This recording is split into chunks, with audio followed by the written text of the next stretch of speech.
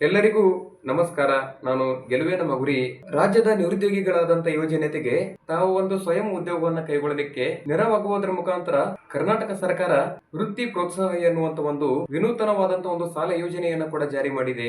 ಅದರಲ್ಲಿ ವೃತ್ತಿಪರ ಕೋರ್ಸ್ ಅನ್ನು ಮುಗಿಸಿಕೊಂಡು ಕೆಲಸ ಇರಲಾರದೇನೆ ಏನು ಮನೆಯಲ್ಲಿ ಕೂತಿರ್ತೀರಲ್ಲ ಅಂತ ಅಭ್ಯರ್ಥಿಗಳು, ಯುವಕರು ಮತ್ತು ಯುವತಿಯರು ಕೂಡ ಸ್ವಂತ ಉದ್ಯೋಗ ಆಗಿರಬಹುದು, ಇಲ್ಲಾಂದ್ರೆ ಯಾವುದೇ ರೀತಿಯ ಸ್ಟಾರ್ಟ್ಅಪ್ ಗಳಾಗಿರಬಹುದು, ಇವುಗಳನ್ನ ಪ್ರಾರಂಭಿಸಲಿಕ್ಕೆ ಈ ಒಂದು ವೃತ್ತಿ ಪ್ರೋತ್ಸಾಹ ಸಾಲ ಯೋಜನೆ ಅಡಿಯಲ್ಲಿ ಭಾರಿ ಪ್ರಮಾಣದ ಒಂದು ಸಬ್ಸಿಡಿ ದರದಲ್ಲಿ ಇದರ ಒಂದು ಸಾಲ ಸೌಲಭ್ಯವನ್ನು ಕೂಡ ನೀಡ್ತಾ ಇದ್ದಾರೆ. ಆದ್ರೆ ಇಲ್ಲಿ ಈ ಒಂದು ಯೋಜನೆಯ ಪ್ರಮುಖ ಉದ್ದೇಶ ಏನು ಎಂದು ನೀವು ಕೇಳಬಹುದು. ಈ ಒಂದು ಸಾಲದ ಮೊತ್ತವು ಕೂಡ ಗರಿಷ್ಠ 5 ಲಕ್ಷದವರೆಗೆ ಸಾಲವನ್ನ ಪಡ್ಕೊಳ್ಳಬಹುದು. ನೀವು ಇಲ್ಲಿ ರಿಯಾಯಿತಿಯ ಸಬ್ಸಿಡಿ ನೋಡಬಹುದು. ನೀವು ಆ ಒಂದು ಒಟ್ಟಾರೆಯಾದಂತಹ ಒಂದು ಸಾಲದ ಮೊತ್ತದಲ್ಲಿ ಸರ್ಕಾರವು ಇದರ ಈ ಒಂದು ಗಣನೀಯದ ಪ್ರಕಾರ ಇದರ ಒಂದು ಪ್ರಮಾಣವನ್ನ ಆಯ್ಕೆ ಮಾಡಿಕೊಂಡು ಆ ಒಂದು ಫಲಾನುಭವಿಗಳಿಗೆ ಇದರ ಒಂದು ಸಹಾಯಧನವನ್ನ ನೀಡ್ತಾರೆ. ಯಾಕಂದ್ರೆ ಅಂತ ಒಂದು ಫಲಾನುಭವಿಗಳಿಗೆ ಯಾವುದೇ ರೀತಿಯಾದಂತಹ ಒಂದು ಆರ್ಥಿಕ ಹೊರೆಯಾಗದಂತೆ ಒಂದು ಒಳ್ಳೆಯ ಗುಣಮಟ್ಟದ ಉದ್ದೇಶಪೂರ್ವಕವಾಗಿ ಒಂದು ಸಾಲವನ್ನ ಕೊಡ್ತಾ ಇದ್ದಾರೆ. ಯಾಕಂದ್ರೆ ಕೇಳಬಹುದು, ಇದರ ಒಂದು ಉದ್ದೇಶ ಏನಂತ ಕೇಳ್ತೀರಿ ಜನ. ಇದರಲ್ಲಿ ಇಂಜಿನಿಯರಿಂಗ್ ಆಗಿರಬಹುದು, ನರ್ಸಿಂಗ್ ಆಗಿರಬಹುದು, ಆನಂತರ ವೈದ್ಯಕೀಯ ಆಗಿರಬಹುದು, ಇದನ್ನೆಲ್ಲವನ್ನ ಸೇರಿದಂತೆ ಅನೇಕ ವೃತ್ತಿಪರ ಪದವಿಯನ್ನ ಪಡೆದಂತವರಿಗೆ ತಮ್ಮದೇ ಆಗಿರುವಂತಹ ಒಂದು ಕ್ಲಿನಿಕ್ ಆಗಿರಬಹುದು, ಆನಂತರ ಕನ್ಸಲ್ಟೆನ್ಸಿನೂ ಕೂಡ, ಇಲ್ಲಾಂದ್ರೆ ಸಣ್ಣ ಮಟ್ಟದ ಒಂದಿಷ್ಟು ಕೈಗಾರಿಕೆಗಳನ್ನ ಉತ್ತೇಜಿಸಿಕೊಳ್ಳುವಂತದ್ದಾಗಿರಬಹುದು. ಈ ಒಂದು ವೃತ್ತಿ ಪ್ರೋತ್ಸಾಹ ಯೋಜನೆಯಿಂದ ಇದನ್ನೆಲ್ಲವನ್ನ ಮಾಡಬಹುದು. ಆಮೇಲೆ ಇಲ್ಲಿ ಇರುವಂತಹ ಅರ್ಹತೆಗಳು ಏನಿರಬಹುದು, ಈ ಒಂದು ಯೋಜನೆಯ ಪ್ರಯೋಜನವನ್ನ ಪಡ್ಕೊಳ್ಬೇಕೆನ್ನುವಂತ ಅಭ್ಯರ್ಥಿಗಳು ಅವರು ಕರ್ನಾಟಕದ ನಿವಾಸಿಯಾಗಿರಬೇಕು.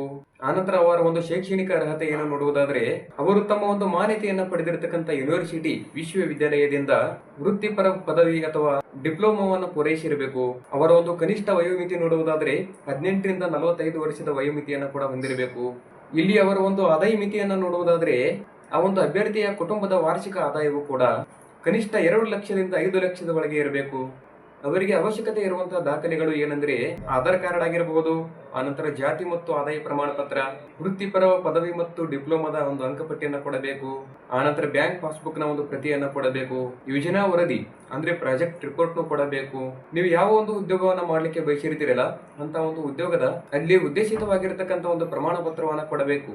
ಇದ್ರ ಒಂದು ಅರ್ಜಿಯನ್ನ ಯಾವ ರೀತಿ ಸಲ್ಲಿಸಬೇಕಂದ್ರೆ, ಅರ್ಹರಾಗಿರುವಂತಹ ಒಂದು ಅಭ್ಯರ್ಥಿಗಳು ಕರ್ನಾಟಕ ಸರ್ಕಾರದ ಅಧಿಕೃತವಾಗಿರುವಂತಹ ಸೇವಾ ಸಿಂಧು ಪೋರ್ಟಲ್ ಮುಖಾಂತರ, ಇಲ್ಲಾಂದ್ರೆ ತಮಗೆ ಸಂಬಂಧಪಟ್ಟಂತ ನಿಗಮಗಳಲ್ಲಿ, ಫಾರ್ ಎಕ್ಸಾಂಪಲ್ ಹೇಳಬೇಕಾದ್ರೆ ಡಿ ದೇವರಾಜ ಅರಸು ಹಿಂದುಳಿದ ವರ್ಗಗಳ ಅಭಿವೃದ್ಧಿ ನಿಗಮ ಆಗಿರಬಹುದು, ಇಲ್ಲಾಂದ್ರೆ ಪರಿಶಿಷ್ಟ ಜಾತಿ ಮತ್ತು ಪರಿಶಿಷ್ಟ ಪಂಗಡದ ಅಭಿವೃದ್ಧಿ ನಿಗಮ ಆಗಿರಬಹುದು, ಇವುಗಳ ಒಂದು ವೆಬ್ಸೈಟ್ ಮುಖಾಂತರ ನೀವು ಅರ್ಜಿಯನ್ನ ಸಲ್ಲಿಸಬಹುದು. ಆನಂತರ ನೀವು ಇಲ್ಲಿ ಒಂದು ಮಾತನ್ನ ಕೂಡ ಗಮನಿಸಬೇಕು.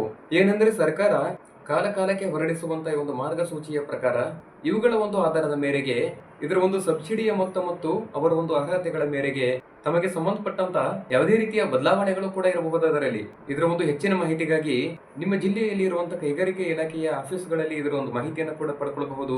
ನನ್ನ ಈ ಒಂದು ಮಾಹಿತಿಯನ್ನ ಇಷ್ಟವಾಗಿದ್ದರೆ ಎಲ್ಲರೂ ಲೈಕ್ ಮಾಡಿ, ತಮ್ಮ ಸ್ನೇಹಿತರಿಗೂ ಕೂಡ ಶೇರ್ ಮಾಡಿಕೊಳ್ಳಿ. ಮೊದಲ ಬಾರಿಗೆ ನನ್ನ ಈ ಒಂದು ಗೆಲುವೆ ನಮ್ಮ ಗುರಿ ಯೂಟ್ಯೂಬ್ ಚಾನೆಲ್ ಅನ್ನ ಯಾರಾದರೂ ನೋಡ್ತಿದ್ರೆ ತಪ್ಪದೆ ಸಬ್ಸ್ಕ್ರೈಬ್ ಅನ್ನ ಮಾಡಿಕೊಳ್ಳಿ. ಇಂದಿನ ಒಂದು ಮಾಹಿತಿಯಲ್ಲಿ ಮತ್ತೆ ಸಿಗೋನು. ಎಲ್ಲರಿಗೂ ಧನ್ಯವಾದ.